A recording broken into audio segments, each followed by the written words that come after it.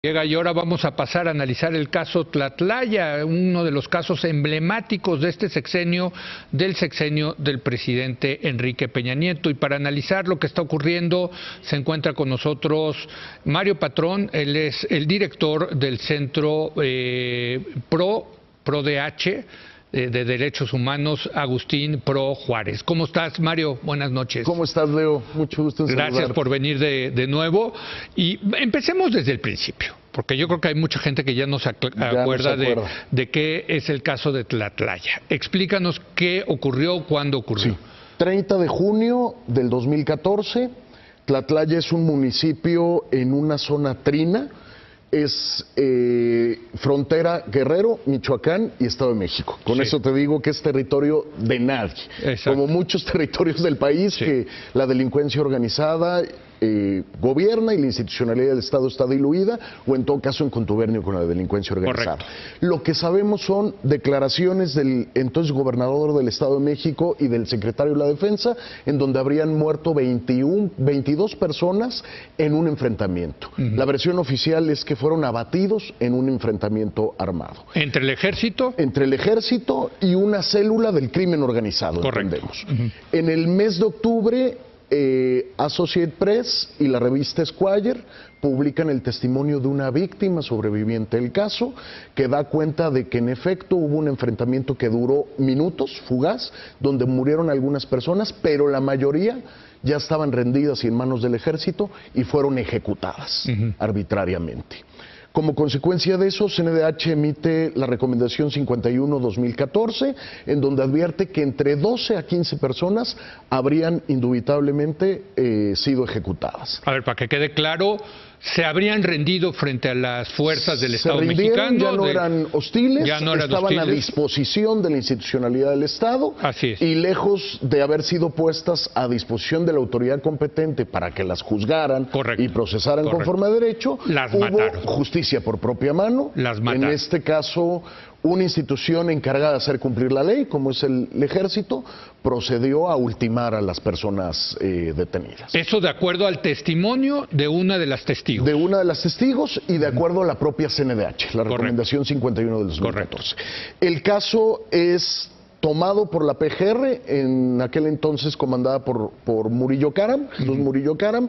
Hay una primera acusación por homicidio calificado en contra de 7 militares, pero esa acusación, a la postre, como casi todas las acusaciones en los casos relevantes en este sexenio, se cae no por inocencia de los militares, sino por insuficiencia y deficiencia probatoria, Leo. O sea, lo mismo que acabamos de ver con la maestra Elbester Gordillo. Muy parecido a la maestra Elbester. Se les cayó el caso. Se les cayó el caso, muy parecido a Ayotzinapa, en donde se les está cayendo judicialmente el caso por acudir a graves violaciones de derechos humanos, pero igual estamos hablando de una deficiencia estructural de la PGR, sobre todo para estos casos de violaciones graves de derechos humanos. ¿Los militares estaban detenidos? Los militares fueron detenidos, fueron remitidos ante un juez y este juez los libera por la insuficiencia probatoria. Correcto. Al año de los hechos, Leo, es que presentamos este informe que recordarás.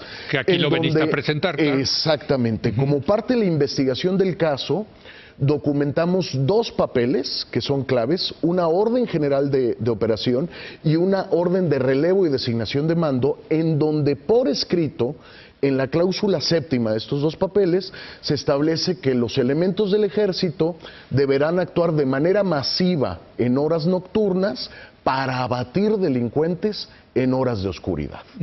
Indudablemente, a partir de eso, nosotros solicitamos que se investigara no solo la responsabilidad material de los hechos, la ejecución de entre 12 y 15 personas, sino también la posible responsabilidad por cadena de mando o por superioridad jerárquica, porque en el menor de los casos, esta orden de operación es una orden permisiva para la comisión de graves violaciones.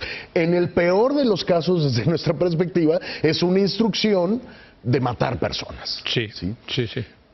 Después de 4 años de impunidad, Leo, una de las víctimas sobrevivientes del caso, doña Clara Gómez, presenta un amparo pues porque no hay nadie rindiendo cuentas en el caso. ¿Los militares se reintegraron? Los militares se reintegraron. O sea, los sacaron por falta de pruebas. Exactamente, no fueron declarados. Culpa de la PGR, no de los militares. Culpa de la PGR. Correcto. No fueron declarados ni inocentes ni culpables. Correcto. Simplemente no hay suficientes pruebas para procesarlos. Sí. Se reintegran a sus labores. Y lo que sucede es que doña Clara Gómez presenta un amparo, judicializa su búsqueda de justicia y dice, han pasado casi 4 años y no ha sucedido absolutamente nada. Sí. Y ahora tenemos al juez 14º en materia de amparo penal, acá de la Ciudad de México, que resuelve y dice, primero reconozco que PGR ha incumplido con su obligación constitucional de investigar y de garantizar el derecho al acceso a la justicia, ha violado los derechos de las víctimas del caso, pero además ordeno y instruyo que se resuelva el caso en 2 dimensiones. Una, Leo, determinar la responsabilidad penal material de quienes ejecutaron a las personas, por una parte, y por otra parte, que se investigue la orden de abatir delincuentes en horas de oscuridad, y el juez hace un fraseo claro en términos de la cadena de mando. Déjame hacer una breve pausa, Mario, y regresamos contigo para seguir analizando este caso, sus implicaciones, esta nueva sentencia de un juez. Regresamos en un momento más, estamos analizando el caso Tlatlaya y la nueva resolución de un juez federal. Es un juez federal, ¿verdad? Al respecto. Regresamos en un momento más.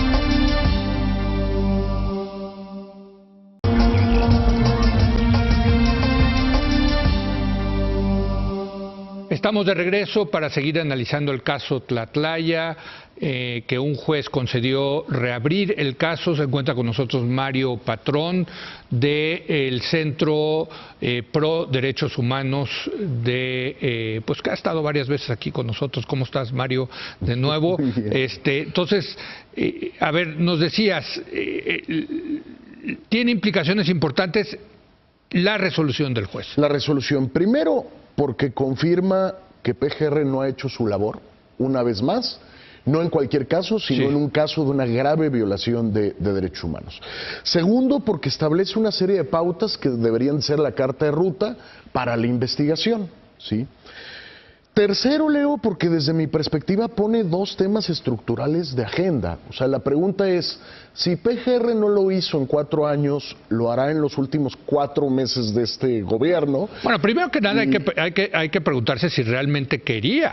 Exactamente. O sea, si el error de la PGR fue a propósito o no de presentar un caso ralito para que salieran exonerados los militares, ¿no? Que no ha querido, ¿verdad? Y que su omisión ha encubierto un hecho sumamente relevante. Entonces, lo cual hablaría de otra vez la politización de la justicia, ¿no? De nueva cuenta, es falta de voluntad política, pero de nueva cuenta nos advierte el tema de las capacidades institucionales instaladas, ¿no? Porque ha habido casos que aunque quieran, realmente no pueden, ¿verdad? Sí. Aquí me parece que no es un caso técnicamente complejo, o sea, lo que hay que hacer es un trabajo pericial profundo de trayectorias, claro. ¿sí?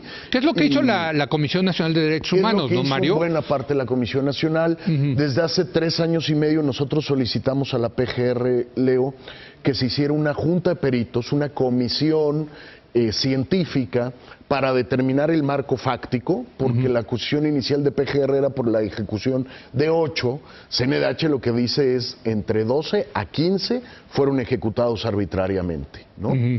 Pero está la otra dimensión también estructural, Leo, vinculada con el modelo de seguridad.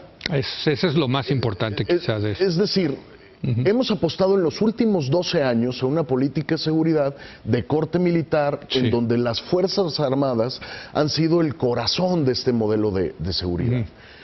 Después del año pasado, donde tuvimos el 2017, el más violento en los últimos 20 años, y que parece ser que este año, 2018, será todavía peor, indudablemente no hay datos empíricos o de interpretación que robustezcan esta decisión de un modelo de seguridad de corte militar. Lo que se ha generado es que que pones al ejército a hacer tareas para las cuales no fueron creados Correcto. ni diseñados, en donde ellos mismos se han sentido incómodos en distintos momentos, y generas espacios propicios para violaciones graves de derechos humanos. Esto fue Tlatlaya, Leo, pero en el 2015 fue Ostula, en donde recordarás que muere un niño por un operativo también militar, o La Calera, donde fueron 7 personas primero desaparecidas y luego sus cuerpos ejecutados, donde también hubo militares procesados, o el Palmarito, Puebla, ¿verdad?, donde también hubo imágenes sobre una ejecución muy clara. Entonces, lo que está en juego, de nuevo, lo que está en debate a partir de estos casos es el modelo de seguridad. Creo que por eso es plausible la narrativa de los que serán el nuevo gobierno, en términos de decir, a ver, hay que apostar al fortalecimiento de las instituciones civiles y probablemente a un programa de retiro programático del ejército. Yo lo he dicho, a mí me gusta mucho cambiar la narrativa de guerra a una narrativa de pacificación del país, ¿no? Creo que eso abre... solo el cambio de narrativa creo que abre la posibilidad de nuevas opciones, ¿no? Pero por otro lado, también hay que decirlo, el nuevo gobierno no ha dicho, o sea, ha sido muy cauto para decir que van a retirar las Fuerzas Armadas de las calles. Ha sido cauto. Lo cual quiere decir que los van a mantener, seguramente. Por lo menos las van a mantener. Así es. Y no hay duda, Leo, de que hay que fortalecer a las instituciones civiles de seguridad. Desde luego. O sea, pero eso va a tomar tiempo, lo hemos dicho también mucho, Mario. Lo que Mario. generó este modelo de seguridad, Leo, fue un incentivo político perverso. Y es, finalmente está el gobierno federal con las Fuerzas Armadas para solucionarme este problema.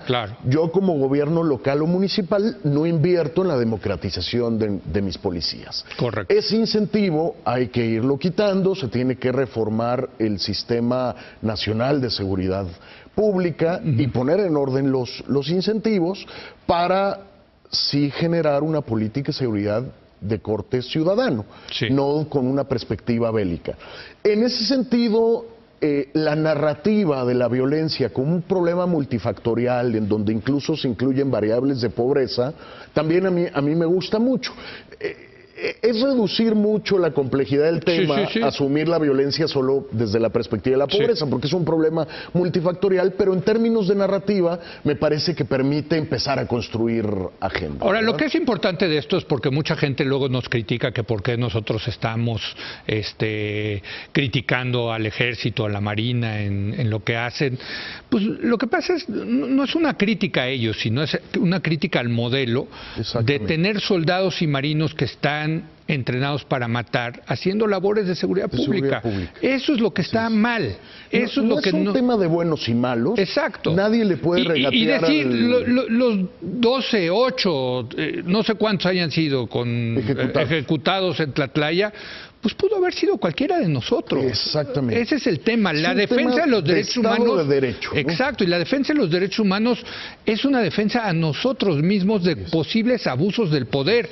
Y el poder militar es un poder, ahora sí que valga la redundancia, poderosísimo. Poderosísimo. Y no es un tema de buenos y malos, nadie le puede regatear al ejército lo que han hecho por este país. Desde luego, que también han hecho cosas magníficas. Pero sí es un tema de apuesta de Estado y de política de Estado. ¿Dónde pones los énfasis? Y me parece que hoy no debe de haber dudas en que el énfasis hay que ponerlo en las instituciones civiles y no en las instituciones militares. Desde luego. Y luego el otro énfasis es el tema de la impunidad, Leo. O sea, que este tipo de casos que son tan evidentes no lleguen a la verdad y a la justicia, pues el mensaje sigue siendo la permisividad. Y por eso es que decía yo que después de este caso han habido otros casos igual de ejemplificativos. Entonces, en tanto este caso como Tlatlaya no llegue a la justicia, vamos a tener otros Tlatlayas. ¿Se va a esclarecer, tú crees, Mario, después de esta resolución del juez federal? Mira, otra de las bondades de la sentencia es que establece un mecanismo de monitoreo judicial, o sea, a partir del dicho del juez, establece plazos de cumplimiento de su sentencia y tendrán O sea, la PGR tendrá que ofrecer pruebas de cumplimiento y el juez tendrá que determinar si se ha cumplido o no su determinación. Me parece que ¿y si no, hay manera de castigar a la PGR, digamos? Si no, se puede incurrir en desacato, se podría generar un incidente de inejecución de sentencia que podría generar hasta la destitución de los responsables del caso, Leo. Entonces, el hecho de que haya un control judicial externo sobre el caso me parece que es otra bondad de la sentencia. ¿Es algo parecido a lo de Ayotzinapa, esa comisión que ordena un juez? Aquí, digamos, no solicitan que se cree una comisión de investigación, sino que sea la propia PGR. Que sea la propia PGR, pero sí en base a lineamientos que el propio juez establece. Como lo que te decía, determinar los dos niveles de responsabilidad, material, pero también la cadena de mando.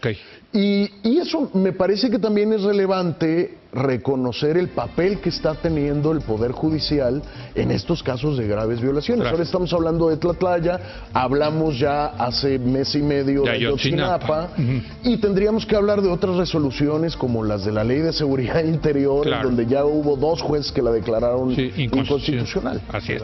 Pues Mario, muchas gracias como siempre. Al contrario. Gracias a Mario Patrón. Vamos a hacer una breve pausa y vamos a analizar ahora con nuestro analista en temas financieros y económicos, Raúl Feliz, la crisis económica en Turquía y desde luego sus posibles consecuencias para México. Regresamos en un momento más.